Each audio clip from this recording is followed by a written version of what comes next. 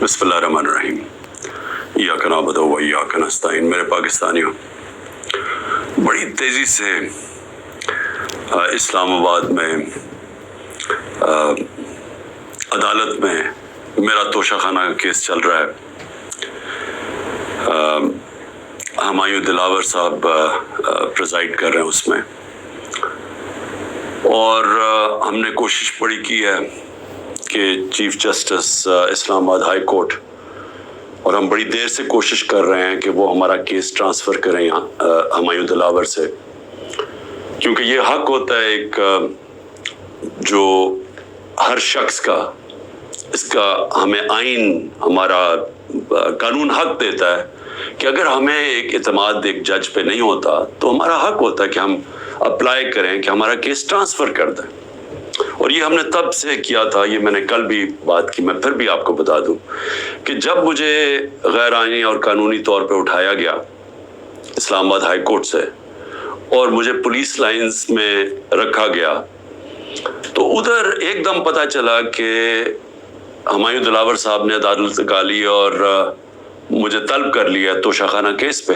ना मेरा वकील, ना मुझे पता है किसी चीज़ का, और उस केस में फिर फर्द जुर्म लगा दिया। कानून तो यह है कि मुझे बता के लगाना चाहिए था, बताए बगैर लगा दिया। तो हमें तब ही समझ आ गई कि ये हमें यहाँ इंसाफ नहीं मिलेगा। तो उसके अगले दिन हमने तब से अप्लाई किया इस्लामाबाद हाई कोर्ट में ट्रांसफ़र का। अब मैं बात कर रहा हूँ 12 मई को, ये तकरीबन अब समझ लें कि 3 महीने गुजरने लगे। तब से अप्लाई किया हुआ है और कोशिश करते गए कि हमारा केस इस अदालत से निकाला जाए। उसके बाद बहरहाल जो मैंने आपको बताया कि केस हुआ, मैंने 35 सवाल दिए गए।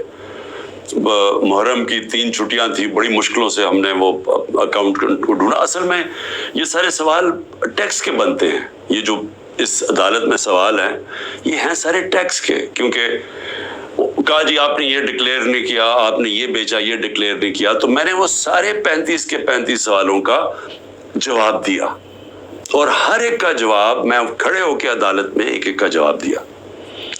तो वो जो एक जगह, और इन्होंने सरकारी 2 गवाह पेश किए। अब सरकारी गवाहों क्या उन्होंने गवाही देनी थी, तो हमने कहा क्योंकि वो जो जवाब हैं उसके लिए मेरे अकाउंटेंट की ज़रूरत है, क्योंकि एक 40 साल से मेरे अकाउंटेंट वही फर्म है।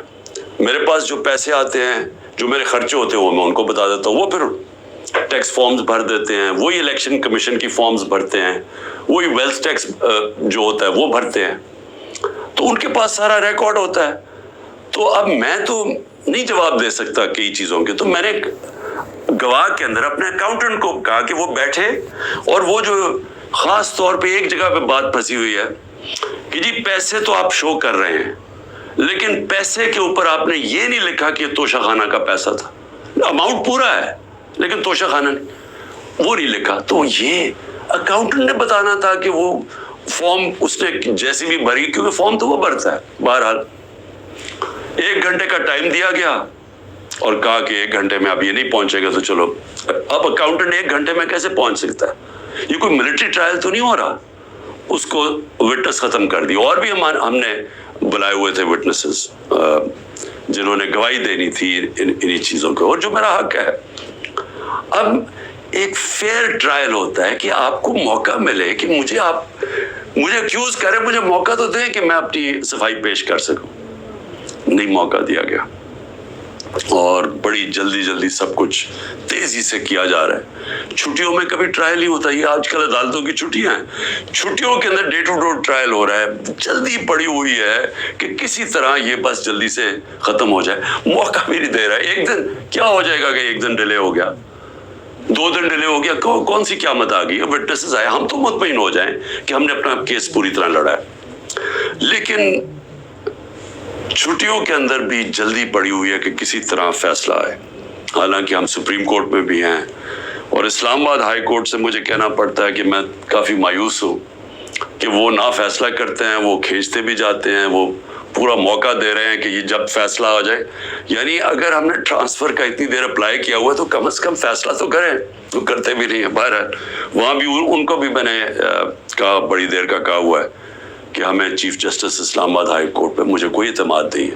جب مجھے اٹھایا گیا وہاں سے، آپ سوچ رہے ہیں کہ مجھے غیر قانونی اور آئینی طور پہ اٹھایا گیا ان کی عدالت سے، اور انہوں نے اس کو لیگلائز کر دیا. یعنی اصل میں تو ان کو اللیگل کرنا چاہیے تھا. سپریم کورٹ کو تو جانے کی نوبت نہیں ہونی چاہیے تھی. ان کی عدالت میں بیٹھا ہوں، شیشے توڑ کے، ڈنڈے مار کے، وکیلوں کو مار کے، وہ بیچارہ رجسٹری سٹاف ان کو ڈنڈے مار کے، اور مجھے گھسیٹ کے لے گئے وہاں سے ان کی عدالت سے.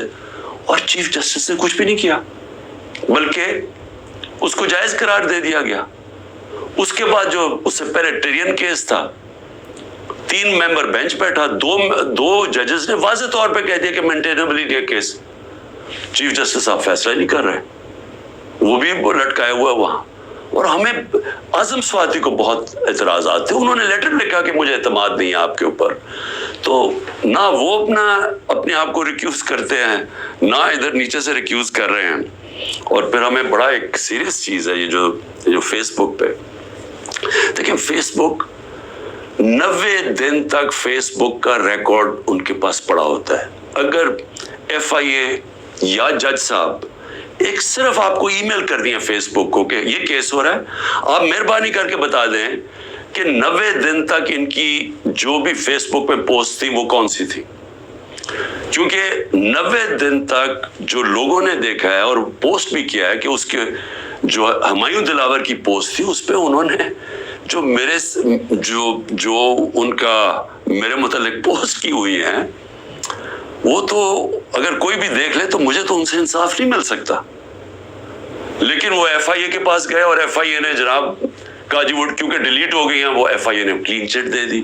میچ فکس ہوا ہے. ابھی بھی اگر آپ کسی کو انصاف کی فکر ہے چیف جسٹس اسلام آباد ہائی کورٹ کی یا ایف آئی اے کو، تو بڑا سیدھا ہے کہ ایک ای میل کریں اور فیس بک کو کہیں کہ ہمیں 90 دن کا دے. اس میں پتہ چل جائے گا کہ کیا دلاور صاحب مجھے انصاف دے سکتے ہیں یا نہیں دے سکتے. میں اس کے بعد دوسری بھی بات کرنا چاہتا ہوں، کیونکہ یہ تو اب دیکھتے ہیں، یہ بڑی تیز سپیڈ سے چل رہا ہے. اب دیکھتے ہیں آگے کیا ہوتا ہے. لیکن ابھی تک تو کوئی امید نہیں نظر آ رہی کہ جو فیئر ٹرائل ہوتی ہے وہ مجھے ملے گی، جو میرا رائٹ ہے. دوسری چیز یہ جو انہوں نے 2 بلز اسمبلی میں لے کے آئے بڑی تیزی سے، پتہ نہیں انہوں نے کتنے بل پاس کر دیے 1 گھنٹے کے اندر. کوئی 15 نئی لیجسلیشن لے آئے. وہ گورنمنٹ جو جا رہی ہے 15 لیجسلیشن، 8-10 لوگ بیٹھے ہوئے تھے اسمبلی میں. جمہوریت کا مذاق اڑائے، نہ وہ بل پڑے گئے ہیں نہ کچھ ہے. جلدی سے، اور سارا بل کے پیچھے بدنیتی ہے. اور یہ جو 2 بلز انہوں نے انٹروڈیوس کیے، سیکریسی ایکٹ اور prevention of extreme violence act, یعنی یہ جو 2 بل ہیں، یہ تو ایک قوم کو غلام بنا رہے ہیں. یہ تو اسٹالن کی یو ایس ایس آر کے اندر اس طرح کے تو قانون بنتے تھے، یا نازی جرمنی میں بنتے تھے. لیکن یہ کسی آزاد معاشرے میں تو کوئی تصور بھی نہیں کر سکتا کہ انٹیلیجنس ایجنسی فیصلہ کریں گی، کسی گھر میں بھی گھس جائیں گی اور فیصلہ کریں گی کہ یہ گھر کے اندر کوئی دہشت گرد ہے. اور وہ وارنٹ ایک جو ہوتا ہے، گھر میں گھسنے سے پہلے آپ کو سرچ وارنٹ لینا پڑتا ہے. اس کے بغیر آپ گھس جائیں گے گھروں میں، کسی کے گھر میں بھی گھس جائیں گے اور کچھ بھی کریں گے، اور کسی کو ان کو روکنا نہیں چاہیے. تو یہ تو ایک ملک میں بالکل ہی غلاموں کو کنٹرول کرنے کے لیے ہو رہا ہے. پھر سیکریسی ہے، ایک اور ایکٹ لے آئے ہیں کہ آپ کسی بھی اگر کوئی انٹیلیجنس ایجنسیز کا کوئی آدمی ہے، اس کا آپ نام بھی نہیں لے سکتے. اگر آپ نے نام لے لیا تو وہ آپ کوئی اسٹیٹ سے غداری کر دیں گے. سیڈیشن ہے وہ. تو یہ تو اس طرف جا رہا ہے کہ جنرل مشرف کے مارشل لاء میں بھی اس طرح کی حالات نہیں تھے. یہ تو بالکل ایک وہ معاشرہ، اور مجھے لگ رہا ہے کہ تیاری کر رہے ہیں کہ انہوں نے تو الیکشن کا کوئی نیت ہی نہیں نظر آ رہی. تو اگر الیکشن نہیں کروانے ہیں تو اس کے بعد تو پھر لوگوں کو کنٹرول ہی کرنا پڑے گا. تو انہیں حربوں سے کنٹرول کرنا پڑے گا. اور مجھے جو خوف آ رہا ہے، میں آخر میں صرف یہ بات کرنا چاہتا ہوں کہ اس وقت جو پختونخوا ہے اس کی ہمیں فکر کرنی چاہیے، کیونکہ ان کی کوئی اپنی الیکٹڈ گورنمنٹ نہیں ہے اس وقت. ان لوگوں کو اوپر مسلط کر دیا ہے جن کی کوئی قانونی حیثیت نہیں ہے، اور وہ جو وہاں کر رہے ہیں، جس طرح کی کرپشن ہو رہی ہے اور جس طرح کا وہاں وہ صوبہ آہستہ آہستہ وہاں دہشت گردی بڑھتی جا رہی ہے، لا قانونیت بڑھتی جا رہی ہے، تو وہ تو لوگوں کو پہلی نوجوان وہاں سارے قبائلی علاقے کا جو جس طرح کی تباہی مچی تھی، جس طرح کی قتل و غارت ہوئی ہے قبائلی علاقے میں، ڈرون اٹیک سے، ملٹری آپریشنز، اوپر سے طالبان ایک طرف، وہ دوسری طرف فوج، تو وہ جو لوگوں سے ہوا، جس طرح کی تباہی مچی وہاں، تو وہ تو اسی سے ابھی نکل رہے ہیں. تو اگر یہ اسی طرف چلا گیا پھر سے، تو مجھے تو سمجھ نہیں آ رہی کہ کیا جو اس وقت فیصلے کر رہے ہیں اس ملک کے، کیا ان کو اندازہ ہے کہ نیچے گراؤنڈ کے اوپر کس طرح کا غصہ اٹھ رہا ہے؟ کیا اندازہ ہے کہ جب وہ پولیس لائنز کے اندر جب 100 پولیس والے شہید ہوئے تھے، پتہ ہے نیچے سے کیا آوازیں آ رہی تھی؟ اور اب جو بجوڑ میں ہوا اس کے اوپر سارے پختونخوا کے اندر کس طرح کا غصہ گیا ہے؟ کیا کسی کو اندازہ ہے کہ یہ کس طرف جا سکتا ہے؟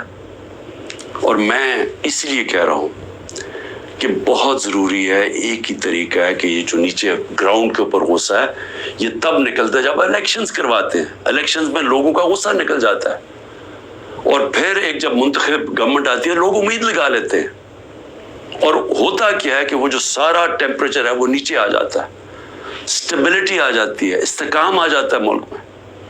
تو یہ جو دوسری طرف ابھی کوششیں ہو رہی ہیں،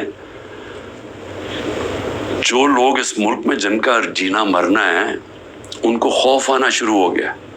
جو 12 لاکھ یہاں سے پروفیشنلز چھوڑ کے گئے ہیں اور جا رہے ہیں، آج ہمیں سمجھ آنا چاہیے کہ ان کی امید ختم ہو گئی ہے. یہ سب سے خطرناک چیز ہے کہ ایک معاشرے میں لوگوں کی امید چلی جائے. تو جس طرف ہم جا رہے ہیں یہاں تو کوئی روشنی نہیں نظر آ رہی، اور اگر انہی لوگوں نے بیٹھے رہنا یا اسی طرح پاکستان میں الیکشنز کے بغیر ایک کنٹرولڈ گورنمنٹ چلانی ہے اور لوگوں کو کنٹرول کر کے چلانا ہے.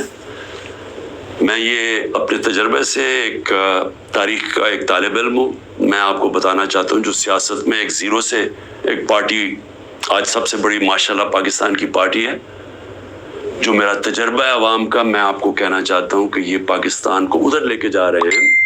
جو لوگ سمجھ رہے ہیں کہ وہ ڈنڈے کے زور سے اس ملک کو کنٹرول کر لیں گے، وہ سمجھتے نہیں ہیں، عوام کی سوچ نہیں سمجھتے، نہ وہ تاریخ جانتے ہیں، نہ وہ پولیٹکس سمجھتے ہیں، اور وہ پاکستان کے لیے بہت بڑا خطرناک اندھیرے کی طرف ہم لے کے جا رہے ہیں. پاکستان زندہ باد.